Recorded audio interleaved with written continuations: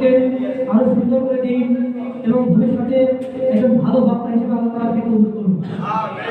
এ পর্যায়ে আমাদের সম্মুখে ছাত্রের উপর সম্পর্কে বক্তৃতা নিয়ে আসছেন বিধান জামাতের ছাত্র ইয়াসিন আরাফাত এবং প্রস্তুতি গ্রহণ করবে Naimur Rahman লাহদাবি। السلام عليكم ورحمة الله. الحمد لله والسلام على عباده الذين أما بعد فأعوذ بالله من الشيطان الرجيم. بسم الله الرحمن الرحيم. ما كان محمد أبا أحد من رجالكم ولكن رسول الله وخاتم النبيين. وقال رسول الله صلى الله عليه وسلم أنا خاتم النبيين لا نبي بعده. Demikian sejaman berkesulitan untuk komunikasi sebagai ajuan অনুষ্ঠানের সম্মানিত সভাপতি সম্মানিত বিচারকগণ এবং সামনে বসলাম নবীর আদেশ সকলকে জানাই আমার আন্তরিক শুভেচ্ছা ও অভিনন্দন। আর আন্দোলনের কর্তৃপক্ষ যে বিষয়টি নির্ধারণ করেছেন সেটি হল এই বিষয়ের উপর কিছু পরিমাণ আলোকপাত করবো ইনশাআল্লাহ। আগে আমাদেরকে জানতে হবে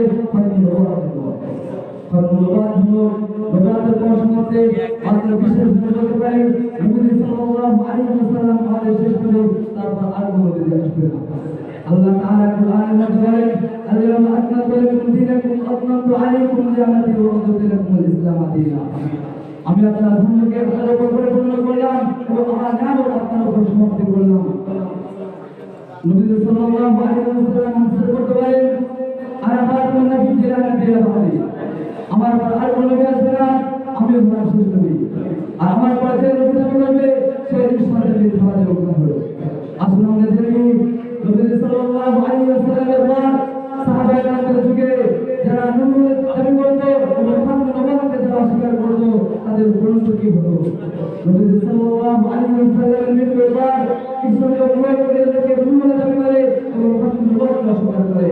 তখন হযরত আবু বকর রাদিয়াল্লাহু তাদের বিরুদ্ধে তোলন করে এবং তাদেরকে কবুল করে দেয়।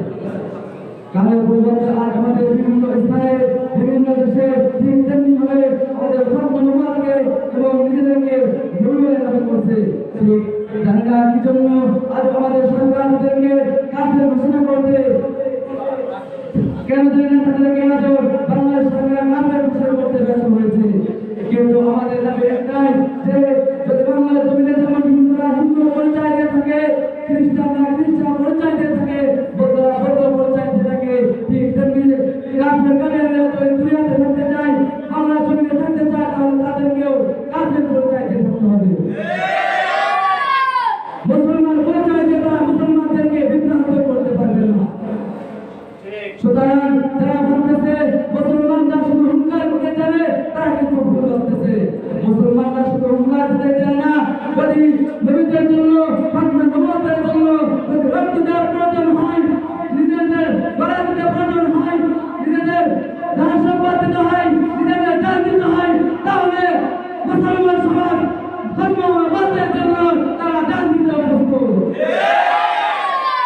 অতএব এই মঞ্চের ভিতর থেকে বলতে চাই, বাংলার জন্য যদি কাদিয়ানি থাকতে চাই তাহলে তাদেরকে কাফের পরিচয় দিয়ে থাকতে হবে।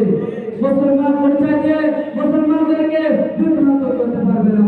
আমি একটা কথা বলে আমি আমার বক্তব্য শেষ করতে চাই যে আজ আলেম সমাজের মানুষ আলেমদেরকে দেখতে কিছু করে যে বলে তারা কেন আলেম সমাজ এত চিন্তা করে, যদি খাতমে নবুওয়াত দেশে থাকে তাহলে এদের সমস্যা কি, যদি তারা মুসলমান পরিচয় দিয়ে থাকে তাহলে এদের সমস্যা কি।